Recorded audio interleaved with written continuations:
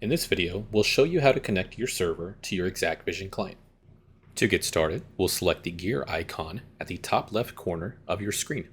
Under the Configuration tab, click on the option to add a system. Next, under System List, you'll see the option for New. Click on that.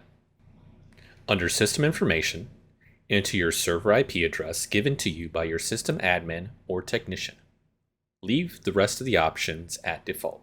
Next, type in your username and password and hit Apply. Under System List, you should now see that your server is connected in bright green. You'll also notice that the server has popped up under the Configuration tab. This means we are now ready to view live video.